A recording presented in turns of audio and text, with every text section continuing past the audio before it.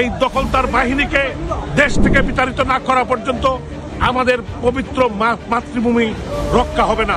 এই খুনিদের পক্ষ নিয়ে আপনারা নিরস্ত্র জনগণের উপর, আমাদের ভাই বোনদের উপর গুলি চালাবেন না। জল্লাদ এরা বাংলাদেশকে একটি অকার্যকর রাষ্ট্র বানিয়ে ফেলেছে।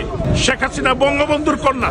আমার সাথে আমি গতকালকে ওনার সাথে কথা বলেছি, উনি বলেছেন আমরা আই ডোন্ট কেয়ার, আমরা তোয়াক্কা করি না। পানির মতো পরিষ্কার। এই তাজুল এবং বিচারপতি যারা, তারা কিন্তু জামাতের লোক, স্বাধীনতার সপক্ষের বিবেকমান আমাদের মা বোন থেকে শুরু করে সর্বস্তরের যুবক ছাত্র, সর্বস্তরের মানুষকে আমরা আহ্বান জানাতে চাই, এই খুনি রেজিম আজকেও ধানমন্ডির 32 নম্বরে জাতির পিতার বাড়িতে আগুন দিয়েছে। এই খুনির দলকে বিতাড়িত না করা পর্যন্ত, এই দখলদার বাহিনীকে দেশ থেকে বিতাড়িত না করা পর্যন্ত আমাদের পবিত্র মাতৃভূমি রক্ষা হবে না। এরা জালিম, এরা জল্লাদ, এরা বাংলাদেশকে একটি অকার্যকর রাষ্ট্র বানিয়ে ফেলেছে। চট্টগ্রামের বন্দর তারা বিদেশিদের হাতে তুলে দিয়েছে, সেন্ট মার্টিন দিয়েছে, তারা আরাকান করিডোর দিয়েছে। আমরা নিন্দা জানাই এই ন্যাক্কারজনক কাজের জন্য, কার্যকলাপের জন্য আমরা নিন্দা জানাই এবং এর প্রতিবাদ জানাই। আমরা আন্দোলন গড়ে তুলব। শেখ হাসিনা বীরের বেশে বাংলাদেশে আসবেন। শেখ হাসিনা বঙ্গবন্ধুর কন্যা। আমার সাথে আমি গতকালকে ওনার সাথে কথা বলেছি, উনি বলেছেন আমরা আই ডোন্ট কেয়ার, আমরা তোয়াক্কা করি না। এদেশের মানুষের জন্য আমি রাজনীতি করি, এদেশের মানুষকে মুক্ত করে থাকবো ইনশাআল্লাহ, এবং এদেশে গণতন্ত্র রক্ষা হবে।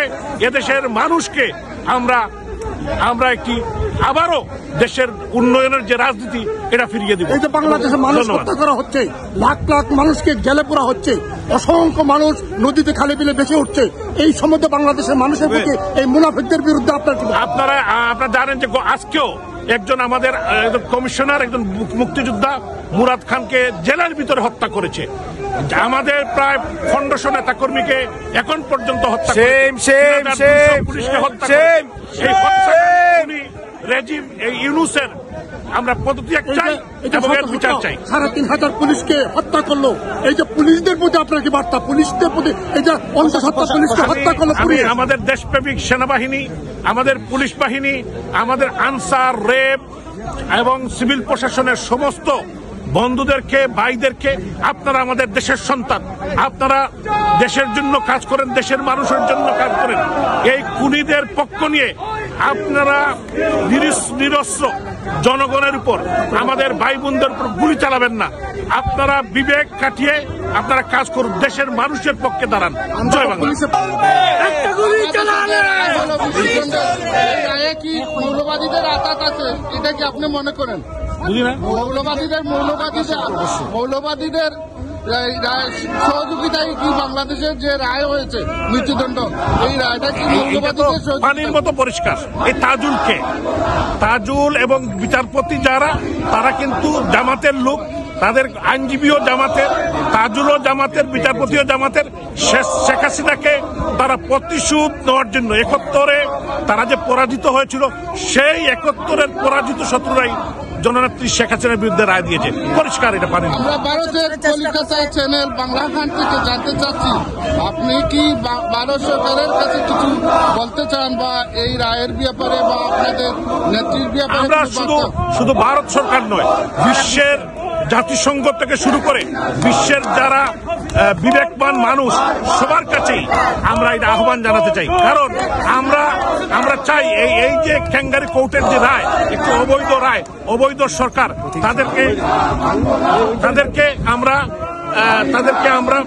এটাকে আমরা প্রত্যাখ্যান করছি এবং এই ইউনূস এই খুনিদের বিচার দাবি করছি। আমরা